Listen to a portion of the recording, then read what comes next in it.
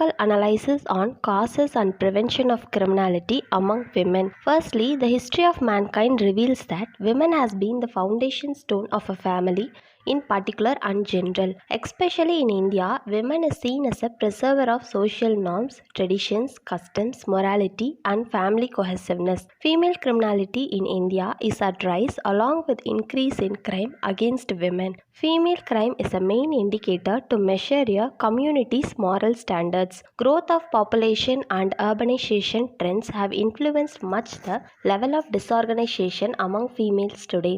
Women are believed to become criminals under peculiar circumstances. Mainly, the organizational, biological, psychological, and the cultural imperative are to be considered as active contributors to the issue at large. Meaning of crime. A crime is an illegal action or activity for which a person can be punished by law.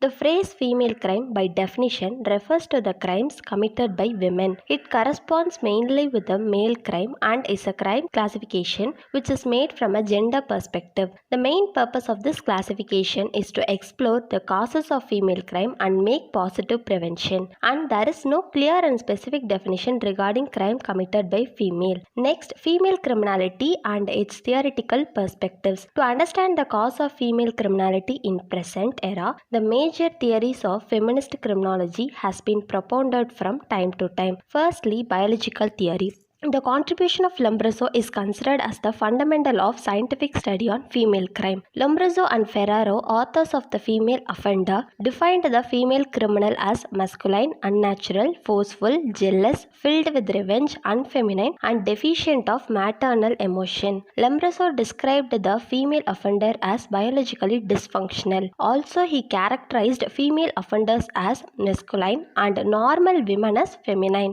Next, psychological theory. This theory was propounded by Sigmund Freud in 1962, and he stated women are not passive and content with their traditional roles as mothers and wives or maladjusted. Women convicts display emotional instability, insecurity, rejection or frustration. Stress is higher for women average than for men, primarily due to blocked opportunities and the conflicting message of motherhood versus work. Next, masculinity theory. The book published by the prominent female criminologist Ferda Adler, the book name is Sisters in Crime, The Rise of the New Female Criminal, has helped to develop the masculinity theory. Adler's theory affirms that female crime activity is based on access and opportunity. With the liberation of women, crime was born for the female criminal. Next, opportunity theory. This theory of female criminality was developed by Rita J. Simon in the book titled Women and Crime. She asserted that biological characteristics are not relevant for committing crime.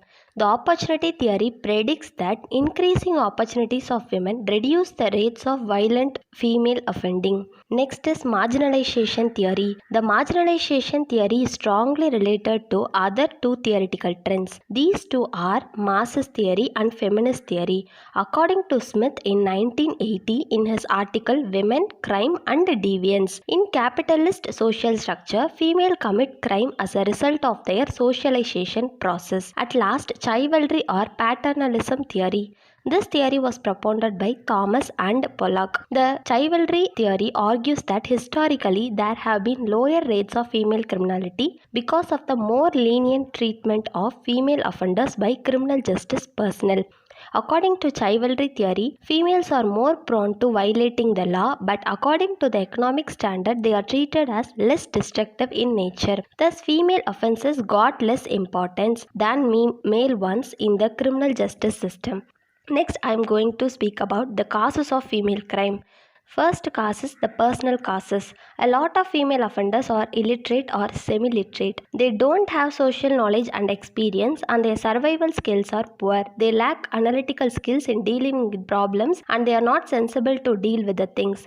When they are instigated by others, they are easy to be coerced or deceived. going astray and beginning their life of crime. Because of the low level of education, their legal awareness is relatively weak. They cannot look at and solve the problems from a legal perspective but take lawless ways to solve the problems. Next one is the family causes. In that, mainly domestic violence. Domestic violence is one of the main reason of female crime.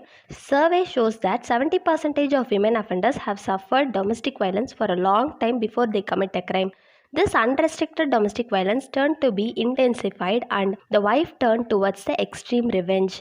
Next one is the imbalance of the family structure. The main structural component of the family is not complete, which include the fault family and deformity family. The deformity family mainly refers to unmarried cohabitation family or the temporary family which made by extramarital love. This kind of family is lack of legal protection and naturally lack of family stability. At last, the social causes. It deals with the influence of unhealthy social phenomenon. With the widening social gap between rich and poor, very few female has not a well-balanced mentality and love ease and hate work. This makes a female crime have considerable space. With the economic development and social transformation, a variety of unhealthy trends and phenomena such as extramarital affairs, illegal cohabitation is on high gradual increase.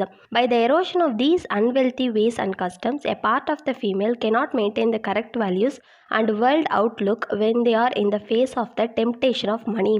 Then the spread of junk culture. At present, the social media, especially the internet, has much junk culture such as pornography, violence, terror and murder.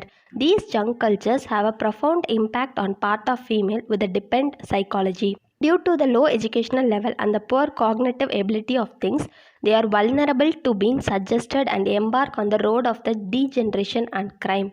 And I'm going to speak about the prevention and control measures of female crime. How to deal with it. First one is preventive measures. General awareness of the role of women in a society, her rights and laws for them should be briefed to the uneducated women. Legal awareness and awareness about illegal activities and to report or keep themselves away from illegal activities should be provided by adult education units. Constructive social action movement to spread awareness is very important. And in order to reduce tensions in the family or society, it is advisable for couples and families to undergo premarital and postmarital counseling. It is necessary to treat domestic violence cases harshly to avoid future crimes, and laws against dowry must be implemented properly. Next is corrective measures. Female criminals who are serving their term in the prison should be given a chance to rectify or correct their ways. Proper public awareness is also a need as a criminal returning to her society is not accepted and is taunted by everyone.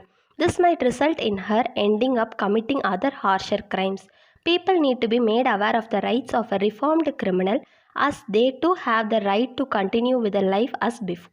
Rehabilitative and supportive measures. Attention should be paid on providing female prisoner with proper medical aid and even on rehabilitation. Caretaking of children of imprisoned mothers should be done, or they should be allowed to be in touch with their kids and relatives.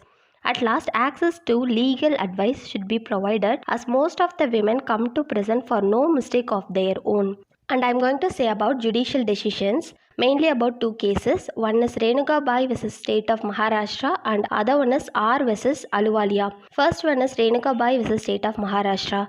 The Supreme Court in one of its historic judgments upheld death penalty to two sisters, Renuka and Seema, who had horrified Maharashtra by describing them as a menace to society. The facts of the case were horrifying. 9 of 13 children in the age group between 9 months and 2.5 years in Sholakpur and Nasik districts of Maharashtra had been kidnapped from time to time either from school or market during 1990 to 1996 and killed by the accused. The accused, with a perfect accomplice in their mother Anjan Bai and husband Kiran Shinde, had made chain and purse snatching as their profession. Anjan Bai died before trial and Shinde got pardon on turning approver. The trial court of Kolhapur found the sisters guilty of murdering 6 children and awarded death sentence to them, and the Bombay High Court confirmed their sentence.